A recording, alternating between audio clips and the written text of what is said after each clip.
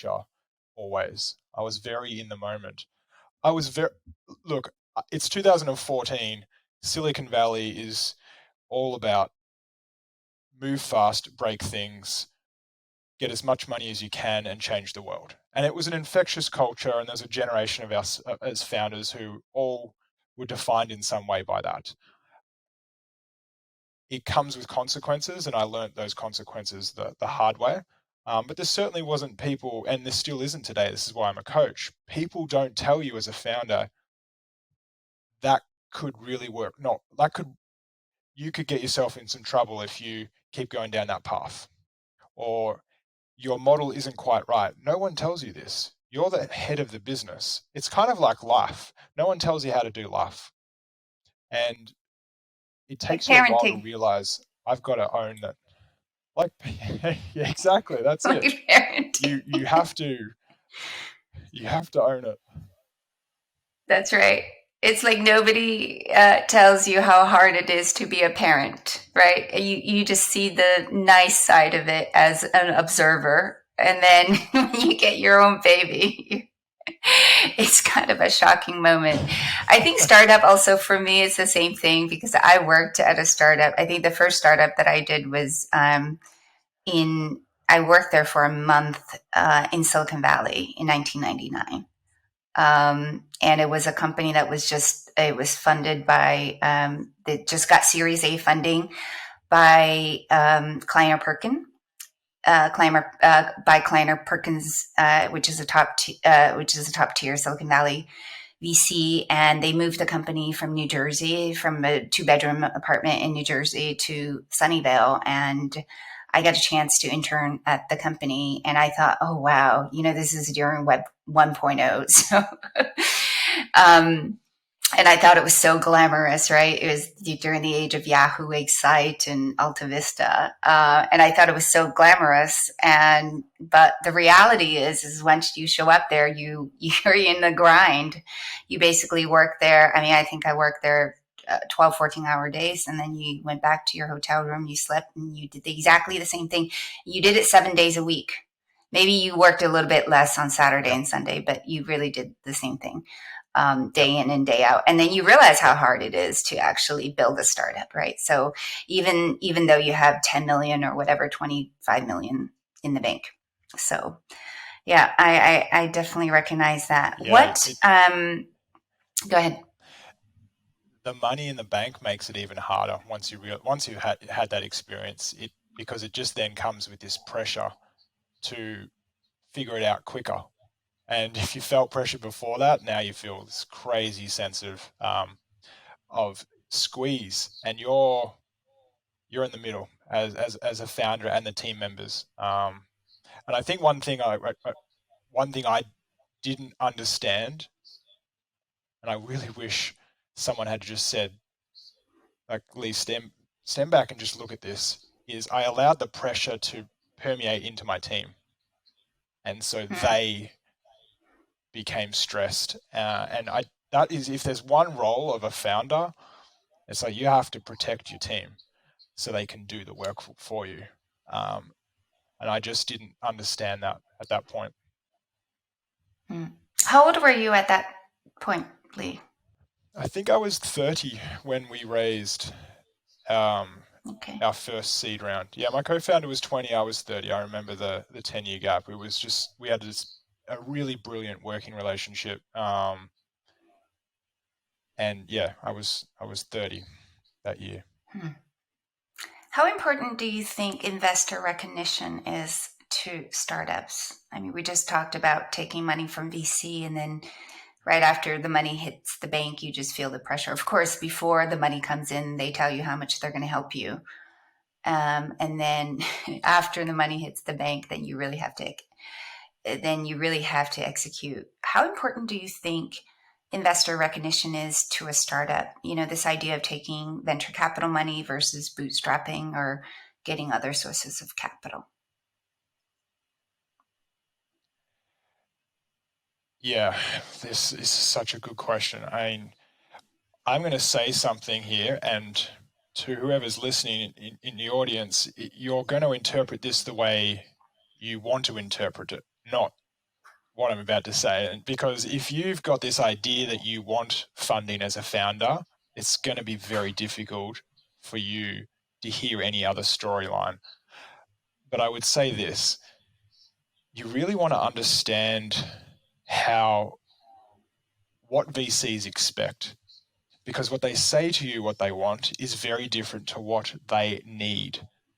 And the good VCs will balance that relationship, what they need and what the founder needs. But when it at the end of the day, they're giving you money and they need that money back in an order of multiples. And if you give them a signal at any point on the journey that you aren't going to return their money back multiple times, not only will they become disinterested, they may start to find a way to get the money back somehow to de-risk their world. Now, I didn't experience this, but a lot of founders do. I had incredible investors, like incredible investors. Most of them were angel investors, so it was their own money. And then we had some commercial venture-backed funds, like Techstars was one. Mm-hmm. And they all gave me space to build and crash the business, really. And I was terrified when I had to say, we have to close. Most of the investors were like, well, we thought you were going to close about a year ago. So you went longer than we anticipated. But I was really petrified because I'm like, that when you say it's over, that's the moment when everything becomes real. And I was like, well, I'm not going to return their money, not even like what they put in. I can't even give that back to them. Am I going to get sued? Did I do one board meeting wrong? Could they use that as an angle to get the cash personally back from me? I was terrified. And I'd say to anybody who's talks about VC who hasn't yet taken VC money, go and understand the VC world a little bit more. Building a bootstrap business in the early days is so much more rewarding. It's so much more rewarding. It's hard. It's actually probably no harder than raising VC capital, but get a business to a point where it is a business and then assess what would be the value of taking VC capital now. What could we do with it? And then you're in a great place to go, yeah, it's a good vehicle. Let's raise a round. Or no, let's keep pushing on our own terms. But we're in a phase now that the great businesses now are all bootstrapped to start with. All the really good investable ones. And it's because it forces you to be a great founder from the start. And so VCs are looking at these businesses now, and they've been going for 2-3 years, and they're actually profitable. Founders have got great work ethic. There's good structure. That makes a very good investable business. Now, give them 10 million, and they'll actually grow versus try and figure it out. So, I think the landscape's changing for VC very monthly.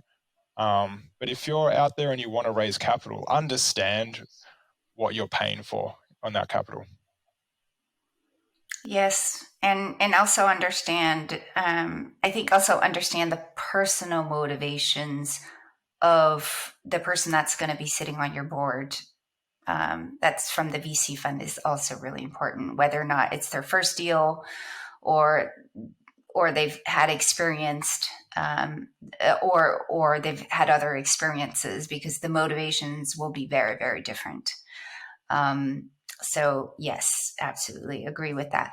On the business side, though, what were some of? Yeah, go ahead. Sorry to jump in. I think this is a good one just to drop there before we jump to the next topic. I had a client, one of my athletes the other day, and he's about to raise a round of capital, and he has a potential venture-backed business, but it also could just be really great as a bootstrapped, profitable, kind of small to medium enterprise vehicle. But he wants to go down the VC track. And I said, think of it this way. You and your co-founder, you think you own 80% of your business and your co-founder owns 20%. Here's what's going to happen. When you take investment, let's say it's tomorrow, you will now own zero, and you'll have to vest your ownership over the next 4 to 5 years. So you'll go back to owning nothing, basically. You will be required to vest. And you're probably going to be stuck with this for the next 10 years. So if you have to get real with that. And if you're comfortable with that, okay. But I think most people think that take the money and it's easy. You go back to zero. You lose all your, you don't have anything that's truly vested in most cases. Yep.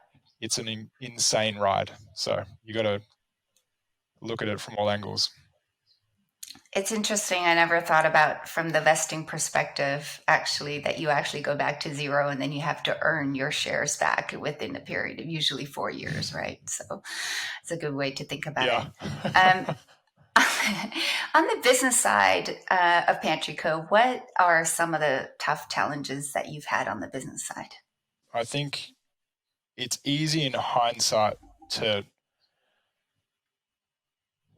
answer this, but the real tough part was managing relationships and your own energy. That is the hard part. And the more you find yourself feeling burnt out and then really kind of falling into a burnt out state, the energy you give to relationships is harder to manage. And therefore you get less from those relationships. And then you can very easily start to feel resentment within those relationships. As soon as resentment creeps in, it's game over for that relationship. And this typically happens with co-founders, and it certainly happened in our case. We were just two really burnt out individuals, and our default was to look at the things that we resented in each other. This is a really common story between co-founders, but you see this then happen at an investor level. So what's challenging is managing relationships, but first of all, you have to manage your own energy. That's the hard part, because then you can't do anything else in business well. To continue listening to this episode, please visit thefounderspirit.com or search for The Founder Spirit on Apple, Spotify, or Google Podcasts. Thanks for tuning in. I'm your host, Jennifer Wu.